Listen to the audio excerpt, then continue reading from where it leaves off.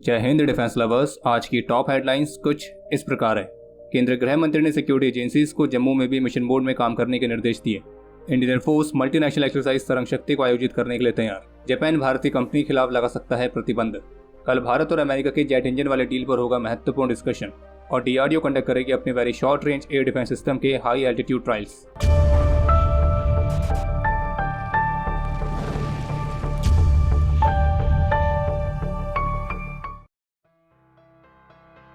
तो जैसा कि तय था, आज रविवार को जम्मू कश्मीर की सिक्योरिटी सिचुएशन को लेकर केंद्रीय गृह मंत्री श्री अमित शाह ने एक हाई लेवल मीटिंग कंडक्ट करी थी।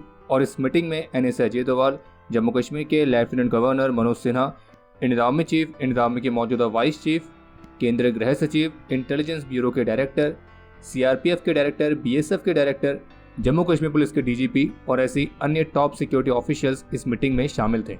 और अभी तक आई मीडिया रिपोर्ट्स के मुताबिक आज की इस हाई लेवल मीटिंग में केंद्रीय गृह मंत्री श्री अमित शाह की तरफ से सिक्योरिटी एजेंसीज को इस बात के निर्देश दिए गए कि जिस तरह से कश्मीर में सफलता को प्राप्त करने के लिए एरिया डोमिनेशन और जीरो टेरर प्लान्स को इम्प्लीमेंट किया गया था, तो अब उसी तरह के प्लान्स जम्मू डिवीजन में भी इम्प्लीमेंट किए जाएं।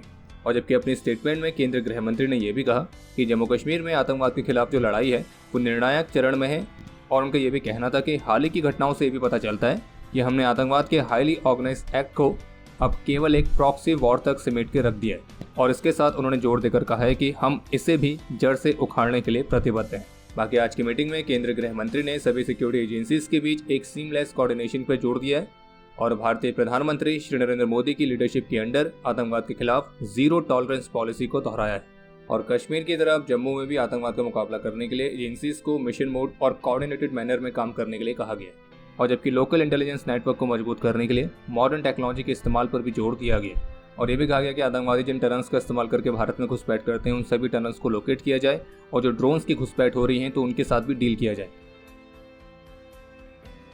4 जून से 14 जून तक अलास्का में आयोजित की गई मल्टीनेशनल रेड फ्लैग 2024 एक्सरसाइज में पार्टिसिपेट करने के बाद अब इंडियन एयरफोर्स का कंटिजेंट वापस आने के लिए तैयार है। और इस एक्सरसाइज में भारत के एयरफोर्स ने सिंगापुर, UK, जर्मनी, नीदरलैंड्स और US एयरफोर्स के साथ पार्टिसिपेट किया था। और पहली बार US द्वारा आयोजित किए जाने वाली इस रेड फ्लैग एक्सरसाइज में इंडियन एयरफोर्स के रफाल एयरक्राफ्ट ने भी पार्टिसिपेट किया था। और इस दौरान ऑफेंसिव, काउंटर एयर और एयर डिफेंस रोल्स के लिए लार्ज फोर्स इंगेजमेंट्स के हिस्से के तौर पर इस दौरान beyond visual range combat exercises जैसे अलग अलग मिशंस परफॉर्म किए गए थे। और अब इस एक्सरसाइज के बाद इंडियन एयरफोर्स भारत में पहली बार मल्टी नेशनल एयर एक्सरसाइज तरंग शक्ति 2024 को होस्ट करने के लिए तैयार है। और मीडिया रिपोर्ट्स के मुताबिक भारत की पहली मल्टीनेशनल एयर एक्सरसाइज में US, UK, Australia, France, Germany, Japan, Singapore, UAE और ऐसी अन्य देशों के एयरफोर्सेस पार्टिसिपेट कर सकती हैं। तरंग शक्ति 2 फेज में कंडक्ट की जाएगी। पहला फेज कंडक्ट होगा भारत के सदर्न पार्ट में, जो कि इस वर्ष अगस्त महीने के फर्स्ट फोर्टनाइट में कंडक्ट किया जा सकता है, जबकि दूसरा फेज कंडक्ट होगा अगस्त के अंत से सितंबर के मध्य तक। और इन दोनों ही फेजेस में लगभग 4 सप्ताह तक के मिलिट्री ड्रिल्स शामिल रहेंगी। और हर एक फेज में एक्सरसाइज का जो स्कोप है वो अलग रहने वाला है। इकोनॉमिक टाइम्स की लेटेस्ट रिपोर्ट के मुताबिक रशिया के साथ बिजनेस टाइज के चलते जापान एक भारतीय कंपनी के खिलाफ कुछ प्रतिबंध लगाने पर विचार कर रहा है। और अगर जापान सच में भारतीय कंपनी के खिलाफ कोई प्रतिबंध लगाता है तो फिर 1998 वाले पोखरण न्यूक्लियर टेस्ट के बाद ये पहली बार होगा जब जापान भारत में किसी तरह का प्रतिबंध लगाएगा। और केवल भारत ही नहीं बल्कि जापान इसी सेम रीजन के चलते चीन, UAE और उज्बेकिस्तान की कंपनी के खिलाफ भी प्रतिबंध लगाने की चेतावनी दे रहा है। हालांकि इकोनॉमिक टाइम्स की रिपोर्ट में ये बताया गया है कि जापान ने भारतीय कंपनी के खिलाफ प्रतिबंध को लेकर अभी तक कोई भी फाइनल डिसीजन नहीं लिया है और फिलहाल अभी इस निर्णय पर केवल विचार किया जा रहा है और ना ही ये बताया गया कि वो भारतीय कंपनी कौन सी है। और खैर, बाकी अगर आप यहाँ तक वीडियो देख चुके हैं तो कृपया करके वीडियो को लाइक जरूर करें और squadron.in पे जाकर नए डिजाइन को चेकआउट करना ना भूलें। लिंक वीडियो को डिस्क्रिप्शन में दिया गया है। 17 और 18 जून को NSA अजय डोभाल अपने US काउंटर पार्ट के साथ भारत और अमेरिका के ICET यानी कि initiative of critical and emerging technologies की दूसरी मीटिंग को कंडक्ट करेंगे। और इस मीटिंग में उन सभी परियोजनाओं की समीक्षा की जाएगी जो कि 31 जनवरी 2023 को वॉशिंगटन में हुई मीटिंग में कंसिडर किए गए थे, जिनमें तेजस Mark II फाइटर्स के लिए GE-414 जेट इंजन्स की टेक्नोलॉजी ट्रांसफर वाला प्रोजेक्ट भी शामिल है। और इतना ही नहीं बल्कि इस मीटिंग के दौरान दोनों देशों के national security advisers, jet engines, loitering ammunitions और ऐसी बाकी के सिस्टम्स के जॉइंट डेवलपमेंट और प्रोडक्शन के लिए दोनों देशों के बीच टेक्नोलॉजिकल कॉपरेशन को तेज करने के लिए एक नए bilateral defence industrial cooperation road map के ड्राफ्ट को भी डिस्कस करेंगे। और इसके अलावा जॉइंट वेंचर्स के माध्यम से भारत में सेमीकंडक्टर के सप्लाई चेन को भी मुख्य रूप से रिव्यू किया जाएगा। और बाकी स्पेस कॉर्पोरेशन, क्वांटम कंप्यूटिंग और नेक्स्ट जनरेशन के टेलीकम्युनिकेशंस, तो ये भी कुछ इश्यूज हैं जो कि इस मीटिंग में डिस्कस होंगे। डीआरडीओ इंडियन आर्मी को यूजर ट्रायल्स के लिए हैंडओवर करने से पहले अपने स्वदेशी वेरी शॉर्ट रेंज के एयर डिफेंस मिसाइल सिस्टम्स के हाई एल्टीट्यूड ट्रायल्स कंडक्ट करने की तैयारी कर रही है। और ये ट्रायल्स लद्दाख और सिक्किम के माउंटेनियस रीजन्स में कंडक्ट किए जाएंगे, जिसमें ये स्वदेशी शॉर्ट रेंज की एयर डिफेंस मिसाइल स्वदेशी ट्राइपॉड से फायर होगी। और फिर इन ट्रायल्स के पूरा होने के बाद ये मिसाइल सिस्टम यूजर ट्रायल्स के लिए इंडियन आर्मी को हैंडओवर किया जाएगा।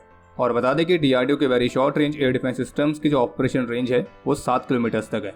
और जबकि इससे पहले इसी साल फरवरी में भी इसके तीसरा और चौथा ट्रायल कंडक्ट किया गया था, जिसमें इस मिसाइल को एक ग्राउंड बेस्ड पोर्टेबल लॉन्चर से लॉन्च किया गया। और ये एक 4th जनरेशन का man portable air defence system है। बाकी अब समय है आज के इतिहास का। आज के दिन 2017 में देश के प्रति अपना कर्तव्य निभाते हुए जम्मू कश्मीर पुलिस के SHO Firoz Ahmad Dar, constable Sharik Ahmad, constable Tanveer Ahmad, constable Sahraj Ahmad, constable Asif Ahmad और कांस्टेबल सब्जार अहमद ने अपना सर्वोच्च बलिदान दिया था। आज के दिन 2018 में देश के प्रति अपना कर्तव्य निभाते हुए राइफलमैन विकास गुरंग वीर गति को प्राप्त हुए थे। आज के दिन 2017 में नौसेरा में ही नायक बख्तवर सिंह ने भी अपना सर्वोच्च बलिदान दिया था।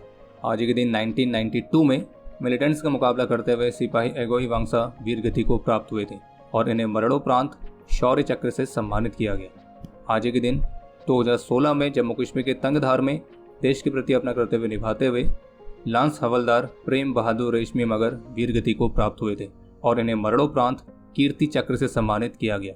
बाकी आपके लिए आज का प्रश्न ये है कि कारगिल वॉर में कंडक्ट किए गए इंडियन आर्म फोर्सेस के मेजर ऑपरेशंस कौन कौन से थे। और अब समय है आज के टॉप 3 कमेंट्स का, जो ये रहे आपकी स्क्रीन पर।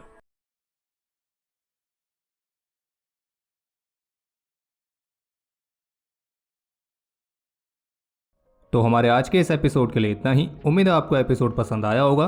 पसंद आया तो वीडियो को लाइक जरूर करें। कोई भी सुझाव या सवाल हो तो उसके लिए कमेंट सेक्शन ओपन है। और अगर आपने अभी तक डिफेंस स्कॉट की सुपर ऐप को डाउनलोड नहीं किया है तो आज ही डाउनलोड करें और एक्सप्लोर करें डिफेंस की दुनिया को एक अलग तरह से। बाकी जल्द ही मिलेंगे नए एपिसोड के साथ। तब तक के लिए जय हिंद, जय भारत।